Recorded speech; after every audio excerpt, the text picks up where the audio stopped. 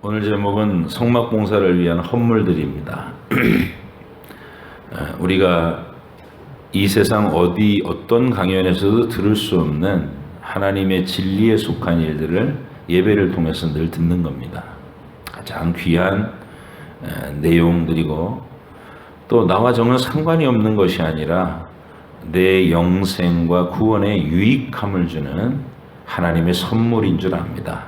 오늘도 어른들도, 또 어린 우리 은연주일학교 어린이들도 본인이 이해할 수 있는 수준에서 힘써 참여해서 하나님의 뜻을 깨달을 수 있는 시간이 되기를 원합니다. 오늘 민수기 7장은 굉장히 길어요. 89절이라고 하는 긴 본문을 가지고 있는데요.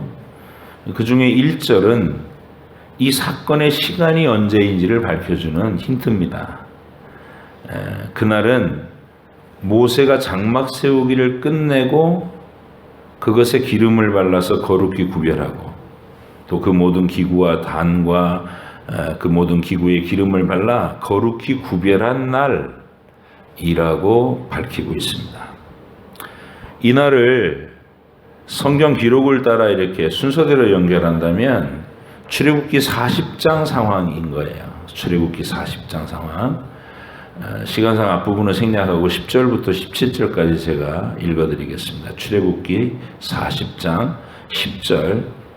너는 또 번제단과 모든 기구에 기름을 발라 그 안을 거룩하게 하라. 그 제단이 지극히 거룩하리라. 너는 또 물두멍과 그 받침에 발라서 거룩하게 하고, 너는 또 아론과 그 아들들을 회막문으로 데려다가 물로 씻기고, 아론에게 거룩한 옷을 입히고 그에게 기름을 부어 거룩하게 하여 그가 내게 제사장의 직분을 행하게 하라. 너는 또 그 아들들을 데려다가 그들에게 겉옷을 입히고 그 아버지에게 기름을 부음같이 그들에게도 부어서 그들이 내게 제사장의 직분을 행하게 하라. 그들이 기름 부음을 받았은즉 대대로 영영이 제사장이 되리라 하시매, 모세가 그같이 행하되 곧 여호와께서 자기에게 명령하신 대로 다 행하였더라. 둘째 해 첫째 달 그 달 초하루에 성막을 세우니라. 이렇게 돼 있어요. 첫째 달 초하루라는 말은 애굽에서 나온 지 1년이 지난 제2년 1월 1일이라는 말입니다. 2년 1월 1일. 그러니까 기간으로는 1년이 지난 거예요. 그날부터 성막의 모든 기구에다 기름을 바르고 제사장들에다 기름을 부어서 이렇게 거룩하게 하고 이제 성막이 가동되게 하시는 겁니다. 그날이라는 거예요. 그날이 있었던 일이라는. 우리는 레위기 8장에서 이 제사장들의 위임식에 관한 규례를 상세하게 보았었습니다. 그렇게 영화롭게 사람들 앞에서 거룩한 옷을 입히고 기름을 부고 이 5대 제사를 다 거행하는 거예요. 그렇게 해서 하나님 앞에서 이제 성막도 거룩히 구별하고, 그리고 그 안에서 섬길 제사장들도 완비된 다음에 하나님께서는 하늘에서 불을 내려주시는 큰 증거를 이스라엘 백성들에게 나타내십니다. 이게 이제 거룩한 불이 임한 거예요. 이 불을 꺼뜨리지 않게 유지시켜가는 것이 제사장들의 의무예요. 레위기 9장 22절로 24절에 이렇게 되어 있습니다. 아론이 백성을 향하여 손을 들어 축복함으로 속죄제와 번제와 화목제를 마치고 내려오니라.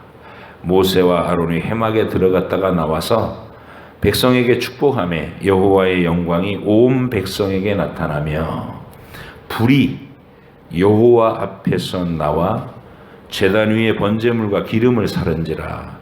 온 백성이 이를 보고 소리 지르며 엎드렸더라. 사람이 피운 불이 아니에요. 하나님께 이제 제사를 올릴 불은 그 하늘로부터 내려온 그 불을 꺼뜨리지 않고 계속 유지시키면서 거룩한 불로 하나님께 예배하도록 되어 있는 것입니다. 그날로부터 시작해서 그 하늘에서 불 내려온 날로부터 시작해서 12일 동안 각 지파의 두령들이 하나님 앞으로 예물을 갖고 왔다는 게 오늘 본문의 기록입니다. 그러니까 이 사건은 민수기 1장에 나오는 인구조사보다 앞서서 일어난 사건이에요. 왜냐하면 인구조사는 2년 2월 1일 날 시행됐습니다. 그러니까 오늘 본문 1장, 오늘 본문은 1장의 인구조사보다 한 대략 20일 정도 전에 있었던 일을 얘기하는 거예요. 그리고 각 지파들이 그 하루씩 예물을 드리고 있던 그 12일 동안 그 과정에서 1월 14일 정월 14일부터 일주일 동안은 첫 번째 유월절을 맞이한 겁니다. 1년이 지났으니까. 그래서 그날의 감동을 다시 떠올리는 거예요. 그죠? 하나님께서 애굽에 10가지 재앙을 내리시고 장자를 죽이는 심판을 하시고 어린 양의 피로 증거를 삼아서 자기들은 죽음을 면하게 하시고 홍해를 건너서 애굽을 탈출해 나왔던 그 감격의 날, 그게 1년 전 사건이에요. 이제 그 사건을 예식으로 기념하는 유월절을 첫 번째 맞은 겁니다. 그러니까 구원을 경험했고 눈앞에서 하늘로부터 성막도 다 이제 하나님 명령대로 세웠고 제사장도 세웠고 뭔 일 있어요? 성막도 세웠고 그리고 하늘로부터 불이 내렸어요. 그걸 눈앞에서도 목격한 생생한 감동이 있는 거예요. 1년 전에 출애굽 사건도 아직 그 여운이 강하게 남아있고 그리고 눈앞에 하늘의 불로 응답을 받은 생생한 현재의 체험도 있고 그런 속에서 자원하는 기쁨으로 각 지파의 두령들이 하나님 앞에 이 예물을 드리고 있다 이 말입니다. 그래서 여러분에게 그 시점을 이렇게 상세하게 말씀드리는 이유는 그 생생한 현장감을 가지고 이 본문 속에 참여하라는 겁니다. 그냥 써 있는 글자대로 읽으면 민수기 이 본문은 여러분하고 아무 상관도 없어 보이는 본문이라서 도대체 어느 포인트에서 은혜를 받아야 되지? 이런 게 어려운 거예요. 그런데 지금 이 시간과 공간의 배경을 이해하고 나면 벌써 여러분이 그 자리에 있다고 한번 생각해 봐요. 구원의 감격을 막 놀랍게 경험했던 6월절 사건이 1년 됐고 이제 그걸 막 경험하면서 하늘로부터 불이 내린 생생한 증거도 눈앞에 봤고 막 그렇게 뜨거운 심정으로 각 지파의 대표들이 나와서 하나님 앞에 수레 6과 소 12마리를 드리더라 이렇게 된 겁니다. 각 지파의 족장들은 하나님 앞에 수레와 소를 이제 예물로 드립니다. 수레는 두 지파가 하나씩, 그러니까 혼자서 감당하는 게 아니라 두 지파의 대표가 한 대씩 감당을 하고, 소는 각 사람이 한 마리씩 드리는 거예요. 12마리를 바치는 거죠. 그리고 일반적인 성막과 그 기구들을 운반해야 하는 게르손 레위 지파의 세 아들이 게르손, 무라리, 고핫 이 세 사람이거든요. 네, 게르손 그 족속은 수레 2과 소 4마리를 자기들의 역할을 위한 도구로 이렇게 받습니다. 그리고 이제 성막 받침, 이건 무거운 기둥을 세워야 되니까 굉장히 무거웠을 거 아니에요. 그리고 천막들, 막 이렇게 무거운 것들, 그런 것들을 옮기는 역할을 맡았던 무라리 족속들에게는 역할이 무거운 거니까 수레 4대를 주고 소 8마리를 또 받게 됐어요. 그런데 특이하게도 고핫 자손에게는 수레와 소를 하나도 안 줬다는 거예요. 그러면서 왜냐하면 그들이 운반하는 이 지성소에 있는 법궤하고 그 부속 물건들은 수레에 실어서는 안 되고 오직 고핫 자손들이 어깨로 매도록 되어 있었던 겁니다. 그러니까 법궤만큼은, 하나님의 보좌를 상징하는 법궤만큼은 짐짝 취급을 받지 않는 거예요. 술에다 실 수 없어요. 그럼 짐짝 취급을 받지 않고 뭐로 취급하는, 어깨에 맨나는 거 뭘까요? 뭐가 연상돼요? 뭐가 연상되세요? 가마. 왕의 어가라고 그러죠. 왕이 쫙 이렇게 앉아있는 그 가마를 말로 끌지 않고 어깨로 매는, 존귀히 여기는, 인격적인 대우를 하는 그런 원리로. 그래서 고핫 자손들한테는 수레가 주어지지 않는 거예요. 자기들은 직접 하나님을 어깨로 모시는 분들이 됐으니까. 자, 우리는 이제 오늘 본문을 가지고 어떤 교훈을 가지고 우리의 삶에서 원리들을 배워야 하는가, 하늘의 원리들을. 하나님께서 성막 봉사를 위해서 어떤 도구들, 물질들을 거두어 들이시는 원리, 그러니까 헌금을 드리는 원리와, 그리고 역할과 사명에 따라서 모아진 것들을 분배하시는 원리를 오늘 살펴보고자 하는 것입니다. 첫 번째는 드리는 원리입니다. 하나님께 헌금을 드리는 원리. 예물을 드리는 일에 있어서 오늘 본문을 보면 수레와 필요한 소들은 각 지파의 족장들이 감당하고 있다는 사실을 알 수 있습니다. 첫 번째는 어느 지파 누구가 이렇게 이렇고, 둘째 날은 어느 지파 누구가 이렇게 이걸 12번을 하는 거예요. 그러니까 길어진 거죠. 89절까지 있는 거니까. 그리고 맨 끝에는 이제 총 합산을 하면 이렇다. 거기까지 얘기하니까. 그런데 우리가 여기서 한 가지 생각해 보자고요. 하나님 나라에 쓰이는 헌금은 그럼 백성의 지도자로 선정된 그 특별한 사람들만 물질을 바치고 일반 백성들은 구경만 한 것일까? 이 점을 한번 생각해 보셔야 돼요. 왜냐하면 오늘 본문에 족장들만 나오기 때문에. 그래서 그렇지 않다는 것을 우리가 알아야 된다는 것입니다. 그래서 족장들의 헌신 이전에 백성들의 한 사람도 예외 없는 모든 사람이 헌신이 있었다는 것을 먼저 좀 말씀을 드리고 싶습니다. 성막 자체를 건설할 때 그 모든 재료를 하나님이 모으라고 명령하십니다. 근데 이거는 특정한 지도자들에게만 그 의무를 지우시지 않고 하나님께 구원에 참여한 백성들 한 사람 한 사람, 어른이나 아이나 할 것 없이 자원하는 마음으로 다 드리도록 되어 있었다는 겁니다. 그렇게 예물을 명령하신 게 출애굽기 25장 1절로 7절입니다. 한번 펴보실게요. 출애굽기 25장 1절로 7절. 족장들 말고 백성들 한 사람 한 사람이 다 참여했던 성막 건설의 재료는 뭔가? 출애굽기 25장 1절로 7절. 우리의 신앙생활의 가장 기초가 되는 내용이기도 해요. 같이 읽어보실게요. 25장, 출애굽기 25장 1절로 7절 시작. 여호와께서 모세에게 말씀하여 이르시되 이스라엘 자손에게 명령하여 내게 예물을 가져오라 하고 기쁜 마음으로 내는 자가 내게 바치는 모든 것을 너희는 받을지니라.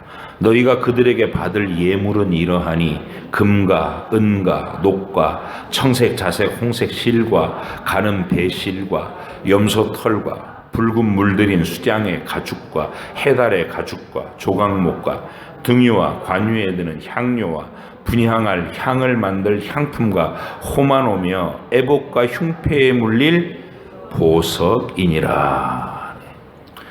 이렇게 명령을 내리시고 이게 이제 25장에서 출애굽기 25장에서 명령 내리신 거예요. 그리고 이제 성막 건설에 필요한 재료들의 크기와 양을 설명하는 내용이 길게 이어집니다. 36절까지 쭉 긴 내용이 나와요.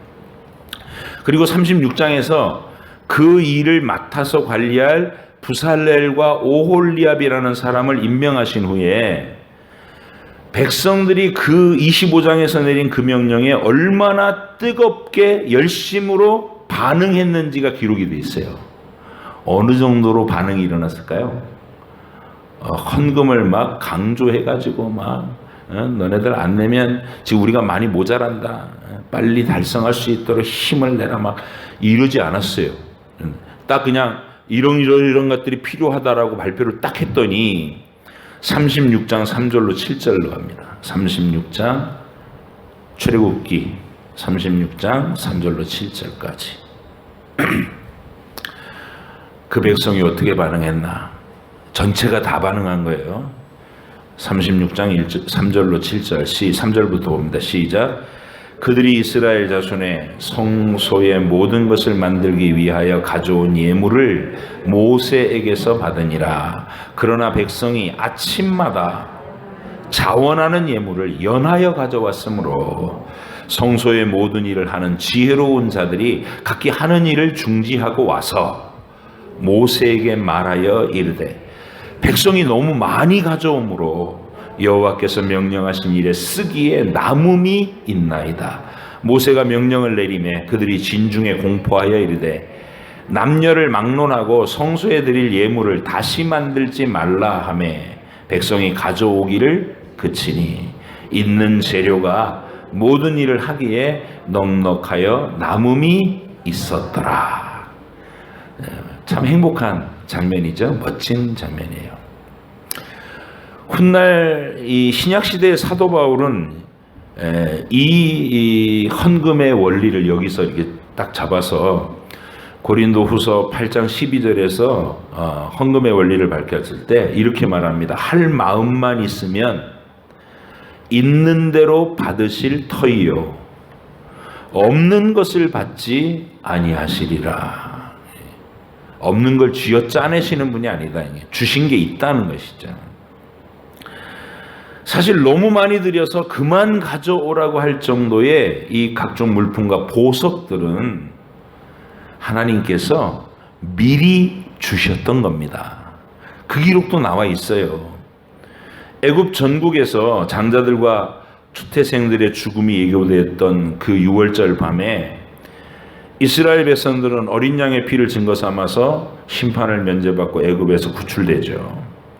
그때 하나님께서는 이스라엘 백성들이 빈손으로 쫓겨나듯 애굽을 떠나게 하지 않으셔요. 마치 오랜 노예 생활 동안에 착취당했던 임금 한 푼도 받지 못하고 노동만 했던 그거를 한꺼번에 하나님께서 보상해 주시듯이 조치를 내려주시는데 이런 조치를 하십니다. 제가 읽어드릴게요. 출애굽기 11장 1절로 3절. 여호와께서 모세에게 이르시기를 내가 이제 한 가지 재앙을 바로와 애굽에 내린 후에야 그가 너희를 여기서 내보내리라.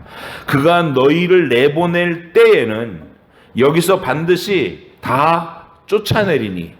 그러니까 이게 쫓아낸다는 말이 막 추격해 온다는 게 아니라 얼른 나가달라고 막 그렇게 재촉한다는 얘기예요. 2절. 백성에게 말하여 사람들에게 각기 이웃들에게 애굽 사람들에게 은금 폐물을 요구하게 하라 하시더니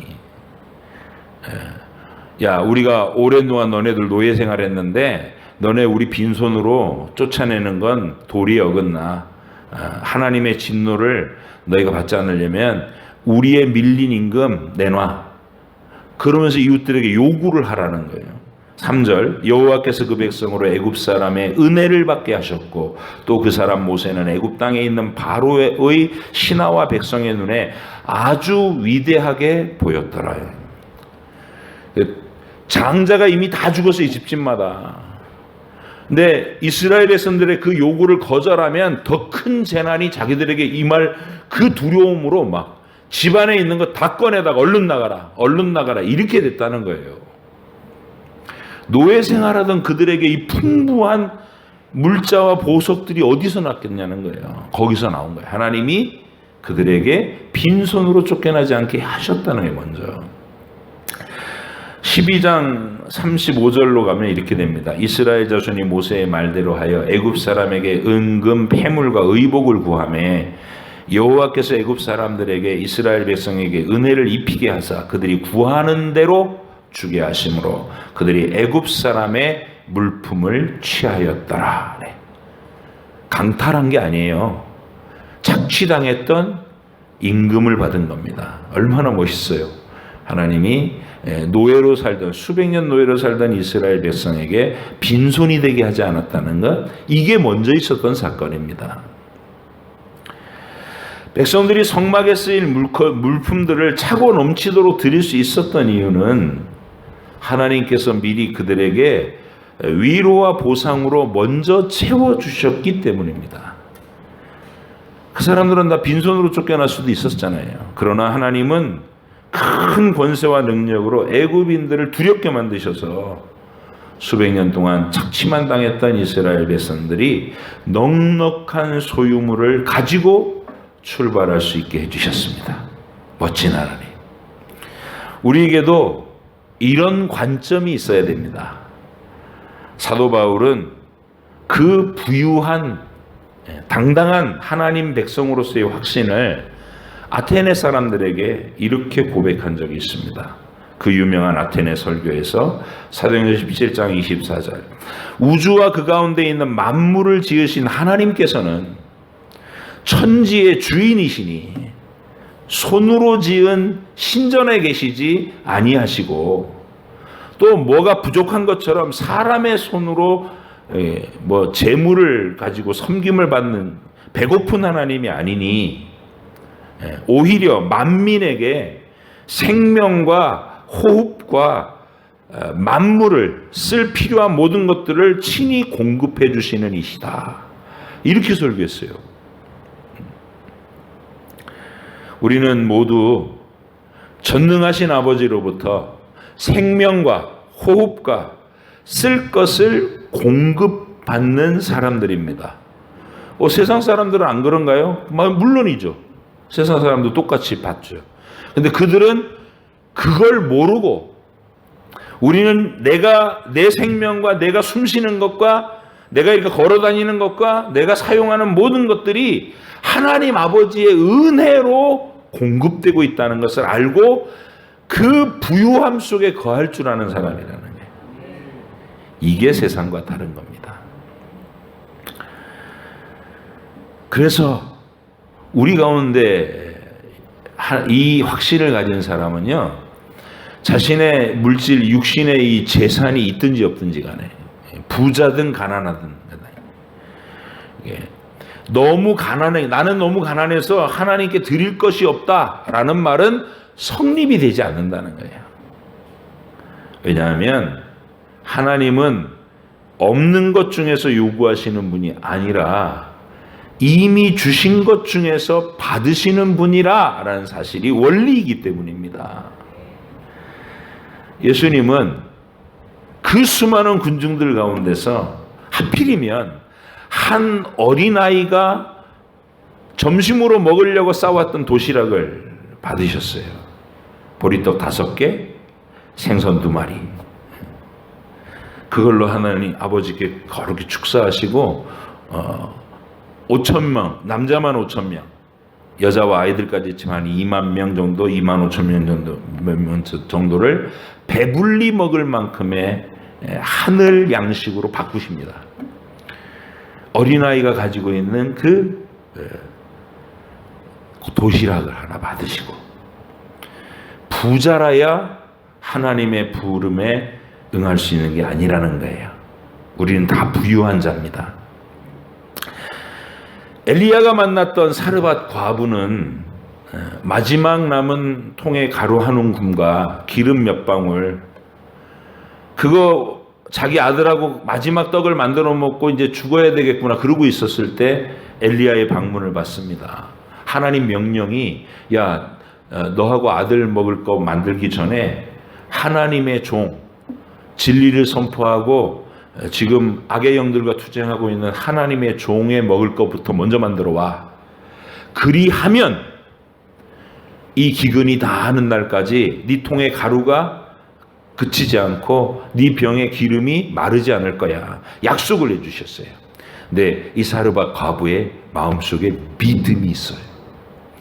그 약속을 믿고 시행을 합니다.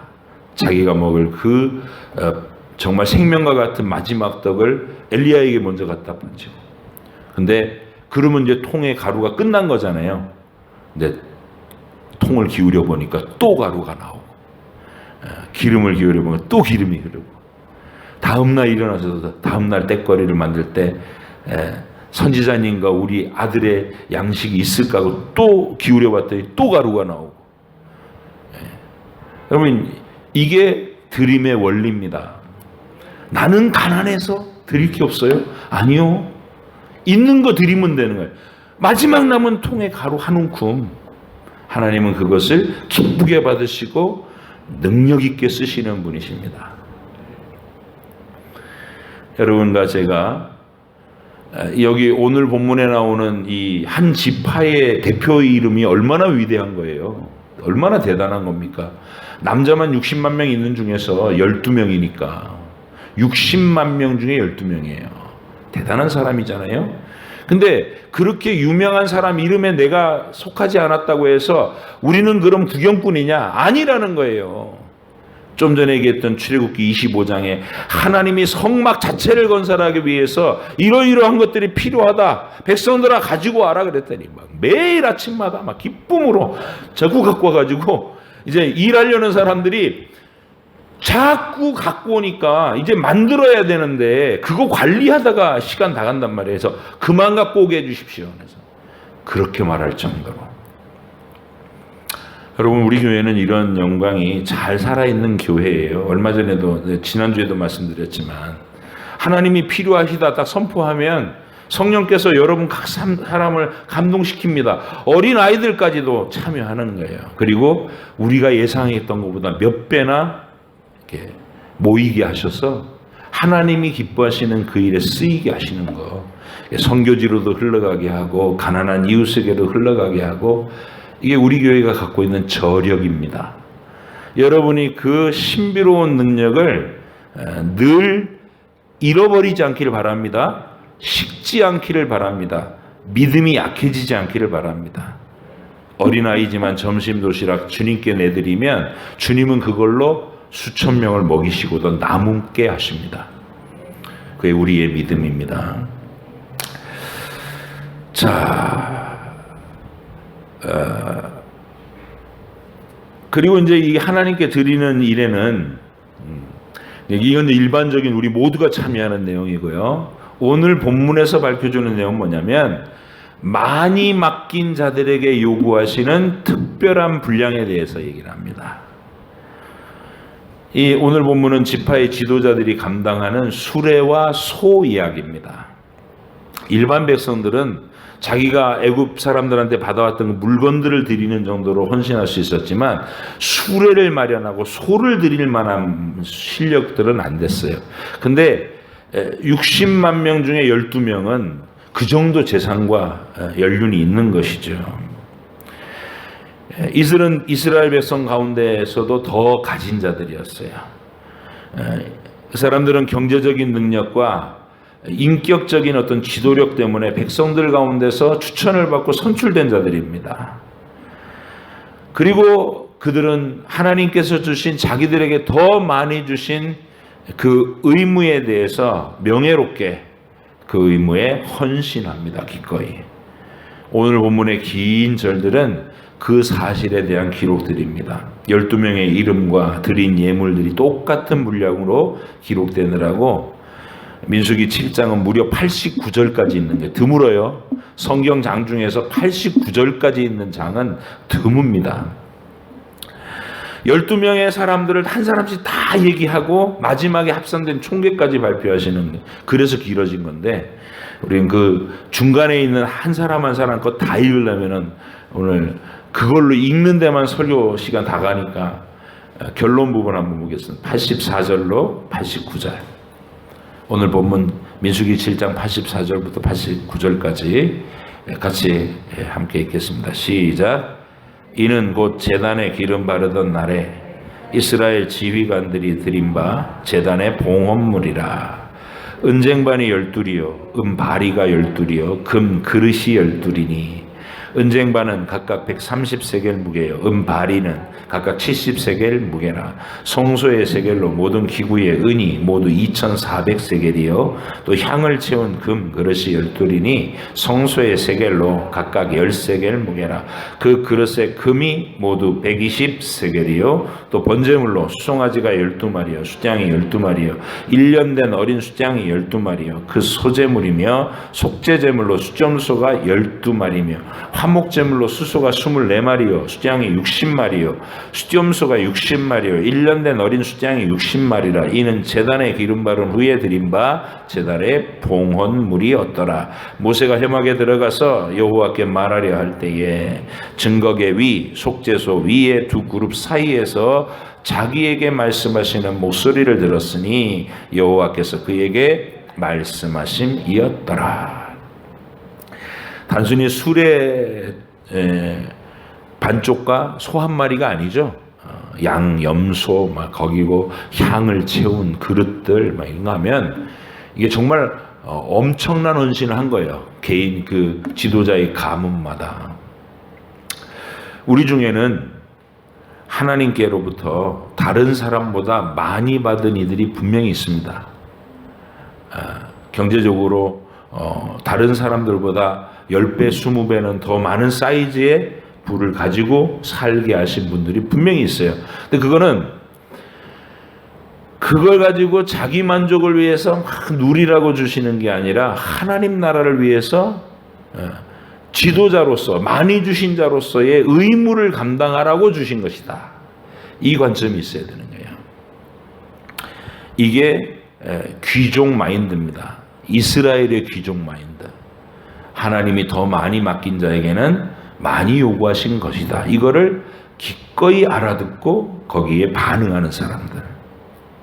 이게 이제 여러분이 그런 은혜를 굳이 하나님 저는 딴 사람보다 10배의 분량을 주십시오. 그렇게 기도하고 요구하는 것은 성경이 가르치는 바가 아니에요. 그건 하나님이 정하시는 거예요. 여러분의 그릇의 크기를 정하고 쓰임을 정하는 것은 하나님이시지. 하나님 저는 딴 거 필요 없고요. 사이즈 100배, 11조 한 달에 1억씩 뭐 이런 식으로 지가 정해가지고 막 자기가 부풀린 그건 솔로몬의 길을 따르는 거예요. 헛된 길을 가는 거. 그게 아니고 우리는 출애굽기 25장에 그 참여한 매일 막 열심으로 가져왔던 그 모든 이스라엘 백성 어른과 아이 할 것 없이 거기에 내가 참여하다 보면 하나님께서 한 번 한 번의 훈련을 통해서 내가 신실하게 이렇게 하나님의 복을 흘려보내는 것을 잘하는 사람에게 너는 2몫을 가져도 되겠구나 주실 때가 있고 너는 10몫을 맡겨도 잘하겠구나 10몫을 주시기도 그건 하나님이 정하시는 거예요. 우리가 해야 될 일은 하루하루 내 분량 안에서 충성스럽게 드리면 되는 겁니다. 자, 마지막 교훈이 있습니다. 분배의 원리입니다. 하나님 말씀에 무지한 사람들은 분배의 정의를 말할 때 획일적인 공평을 생각합니다. 똑같이 받아야 되는 거 아니야? 여기 꽂혀요. 이게 공산주의입니다. 그리고 우리나라에도 하나님을 믿지 않은 대부분의 사람들은 그 생각을 합니다. 똑같이 받아야 되는 거 아니야? 레위 지파를 형성한 레위의 아들들 3사람이 있다고 했죠. 게르손, 무라리, 고핫입니다. 그들에게 수레와 소를 분배할 때 인간적인 죄성의 요구대로 야 너네 몇 개 줄까 그랬으면 똑같이 주십시오 이랬을 거예요. 그죠? 야 너네 집은 좀 가볍잖아. 아닙니다. 그래도 수레는 똑같이 있어야 되죠. 왜 저쪽은 4대를 주고 우리는 2대만 줍니까? 그게 죄성이에요. 교회 안에서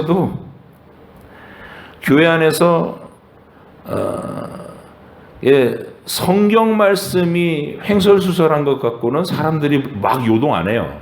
짧기만 하면 좋아해. 그렇죠? 성경 말씀을 목사가 준비를 제대로 못 해갖고 막 횡설수설하다가 오늘은 잘 안 풀립니다. 그러고 한 20분 만에 끝냈어. 그러면 다 좋아해요. 아이고 일찍 끝난다고. 목사님 훌륭하시다고 막 그래요. 근데 떡을 맞췄는데 떡 분배를 실패했다. 그러면 난리가 나죠. 얘는 몇 개 갖고 가고. 예. 이게 죄성입니다. 인간의 죄성은 그래요. 그런데 성경이 가르치는 하나님의 분배의 원리는 뭐냐면 획일적인 공평이 아니에요. 많은 역할을 맡긴 자에게 많게 주고 적은 역할을 맡긴 자에게는 적게 주고 또 특별하게 그게 필요 없는 사람에게는 안 주고 이게 하나님의 분배의 원리다. 아멘이십니까? 여기 아멘 하시고 이 훈련이 잘 된 사람이 성숙한 믿음의 사람인 거예요.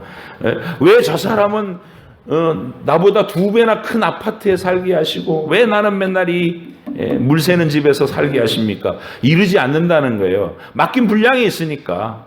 너 거기서 편하게 사냐? 나는 물 새는 집에서 매일 이 떨어지는 물방울과 씨름하면서 내 믿음이 커간다. 그런 자부심과 당당함이 있어야 되는 거예요. 여러분, 게르손 족속에는 수레 2대와 소 4마리였고 무라리 족속에게는 수레 4대와 소 8마리고 고핫 자손에게는 안 줬어요. 하지만 고핫 자손들은 화를 내거나 불평하지 않습니다. 왜냐하면 자신들이 성막에서 하나님의 보좌를 상징하는 법궤를 직접 어깨에 맨다는 것은 수레 4대하고 비교할 게 아니라 소 8마리하고 비교할 수 없다는 것을 알기 때문입니다. 저와 여러분에게 이 자긍심이 있어야 되는 거예요. 아파트 크기에 따라서 위축되지 않는. 여러분, 사도들도요 똑같이 획일적인 공평으로 대하지 않으셨어요. 베드로하고 요한 야고보가 예수님을 따라다닐 때는 아직 유치했을 때잖아요. 아직 신입 시절. 그때는 누가 1등입니까? 이것고 그냥 3년 내내 싸웠어요. 누가 1등입니까? 근데 하나님께서는, 우리 주님께서는 베드로한테는 설교 한 번에 수천 명씩 막 회개해서 돌아오는 큰 부흥 강사가 되게 하셨고, 야고보에게는, 사도 야고보에게는 사도들 중에 1번으로 순교를 당하는 역할을 맡기셨어요. 그날도 야고보는 목 베어 죽었고 베드로는 굳이 감옥에 내일 목 잘려 죽을 판인데 꺼내 주셨어요. 그러면 얼핏 보기에는 야, 하나님 왜 이렇게 불공평하셔? 그렇게 보일 수가 있지만 하나님은 각자에게 맡긴 분량이 그렇다는 거예요. 사도 바울은요, 설교만 하면, 베드로는 설교만 하면 사람들이 은혜 받고 수천 명씩 울며 회개하는데 사도 바울은 설교만 하면 분란이 일어나. 그 지역의 유대인들이 들고 일어난 거 돌로 때리고 막, 그리고 설교 한번 하러 가려고 하다 보면 막 뭐 죄수로 호송되기도 하고 배가 깨져갖고 막 표류하기도 하고 맨날 굶고 매 맞고. 여러분이 사도 바울하고 베드로라면 베드로 옆에서 사도 바울이 위축될 것 같잖아요. 근데 위축됩니까? 결코 위축되지 않죠. 왜? 분량의 차이를 아니까.